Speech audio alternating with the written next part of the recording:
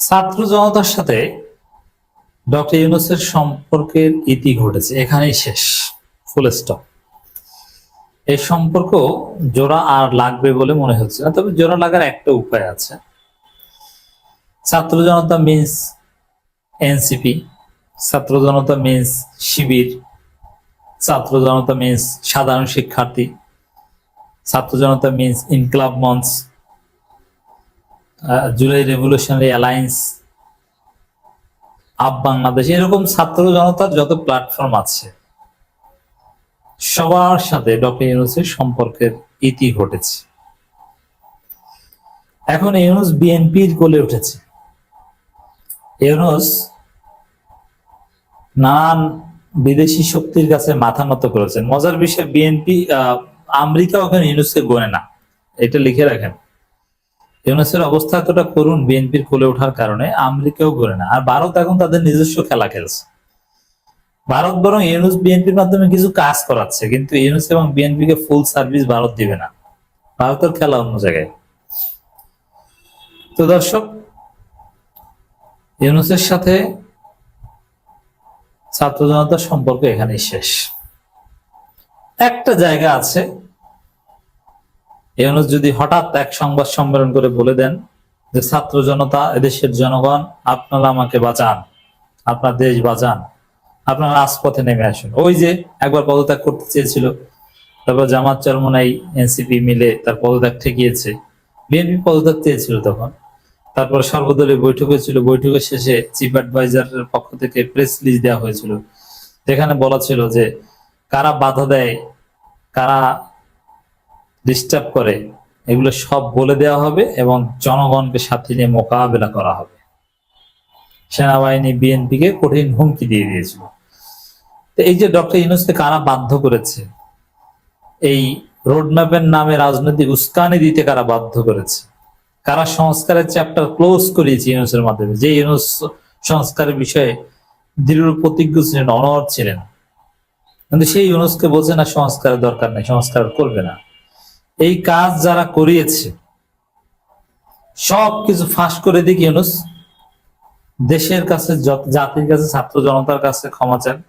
এনসিপির ছেলেদের, শিবিরের ছেলেদের ডেকে নিয়ে বলুক, বাবারা এই ওয়াকার হাত থেকে আমাকে বাঁচা, ওয়াকারকে তোমরা পদত্যাগ করিয়ে দাও, চুপ্পুকে সরিয়ে দাও, ভারত এই করছে সেই করছে, বিএনপি এই করছে সেই করছে, তোমরা যা ভালো মনে করে করো, আমাকে রাখলে রাখো, না রাখলে না রাখো।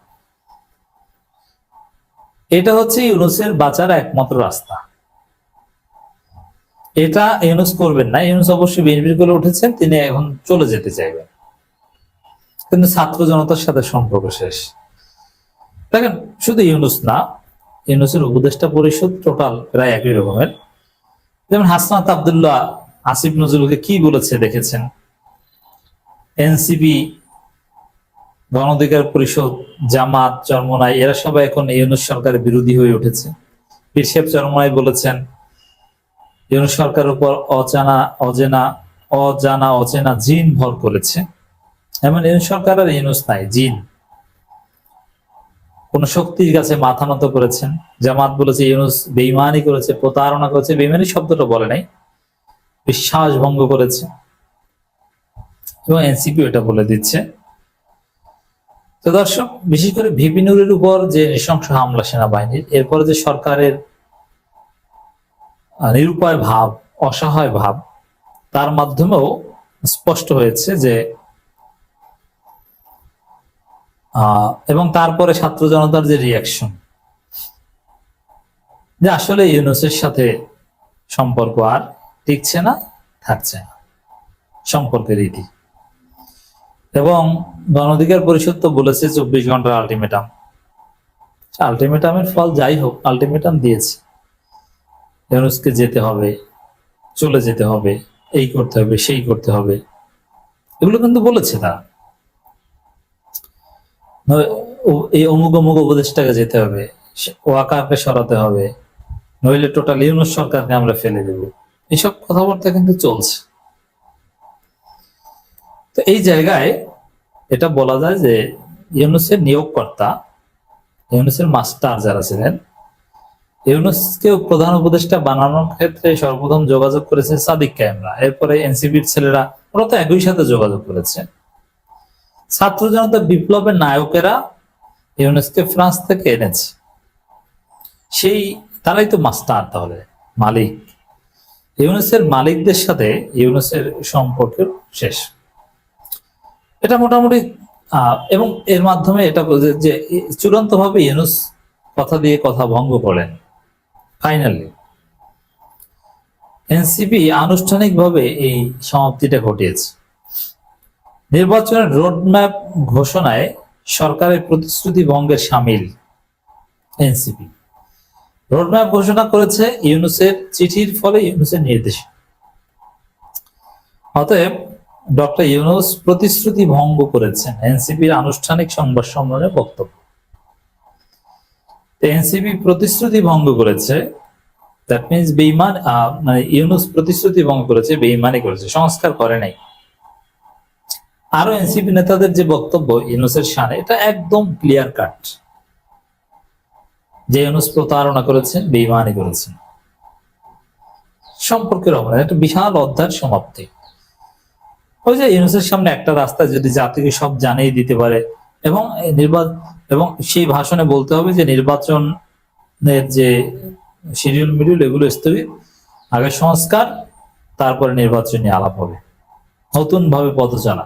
অথবা সরকারকে একটা জাতীয় বিপ্লবী রূপ দেওয়া, যেমন এই সংবিধান স্থগিত করা, চুপ্পুকে সরিয়ে দেওয়া, ওয়াকারকে সরিয়ে দেওয়া, এরকম কিছু যুগান্তকারী সিদ্ধান্ত যদি নিতে পারে, এবং এগুলো বাস্তবায়ন ছেলেরা করে দিবে। যেন ওয়াকারকে ইউনুস সরাতে পারছে না, চুপ্পুকে সরাতে পারে, আরে আপনি ছাত্রদেরকে বলুন না, দেখবেন যে ওরা কয় ঘন্টা সরিয়ে দেয়, ওয়াকার ক্যান্টনমেন্ট থেকে বের করে দিবে, কিচ্ছু করতে পারবে না। এবং ক্যান্টনমেন্টের সাধারণ সৈনিক এবং অফিসারদের একটা বড় অংশ সঠিক পথে আছে। ওয়াকার এমনি ভিতরেও চাপে আছে, ওয়াকারের পক্ষেও আছে অনেকে। নির্বাচনের রোডম্যাপ ঘোষণায় সরকারের প্রতিশ্রুতি ভঙ্গের শামিল এনসিপির এই আনুষ্ঠানিক বক্তব্যটা, এটা একটা ডিমার্কেশন যে ইউনুস বিএনপি সম্পর্ক শেষ, ইউনুস এনসিপি সম্পর্ক শেষ। জুলাই সনদ প্রকাশের আগে নির্বাচনের রোডম্যাপ দেওয়া জনগণের সঙ্গে অন্তর্বর্তী সরকারের প্রতিশ্রুতি ভঙ্গের শামিল। তো প্রতারকের সাথে এখন এই যে জুলাই সনদ বা জুলাই সনদ প্রকাশ, জুলাই সনদ বাস্তবায়ন, এগুলো হচ্ছে এনসিপির বাঁচা মরার, এই ছাত্র জনতার বাঁচা মরার হিসাব। জুলাই সনদ ডিক্লেয়ার না হওয়া মানে এনসিপির ছেলেদের ভবিষ্যতে ফাঁসি হবে, সাদিক ক্যাম্পদের ফাঁসি হবে পুলিশ হত্যা মামলায়।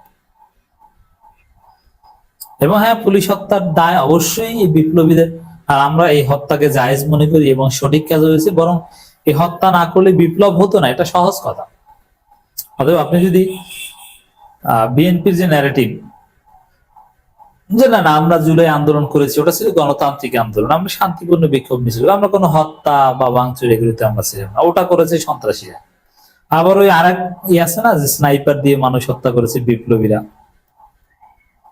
এর মানে ওদেরকে ফাঁসি দেওয়ার হিসাব নিকাশ হচ্ছে। ফজলু পাগলারা কিন্তু ঠিকই এনসিপির ছেলেদের 500-700 মানুষ হত্যার জন্য দায়ী করেছিল, ওইটি ক্ষমতা আসলে বাস্তবায়ন করত। অতএব এই কথিত যে রোডম্যাপ, যেটা একটা উস্কানি এবং ভুয়া রোডম্যাপ, ওই রোডম্যাপ চলবে না। তারপরে যে সংবাদ সম্মেলন করেছে এনসিপি, আরিফুল ইসলাম আদিবার অনেক কথা বলেছে। তাদের বক্তব্য হচ্ছে সরকার বেঈমানি করেছে, জনগণের সাথে প্রতারণা করেছে, এটা হতে দেওয়া হবে না, সংস্কার করতে হবে, জুলাই সনদের ভিত্তিতে নির্বাচন হতে হবে। এর অর্থ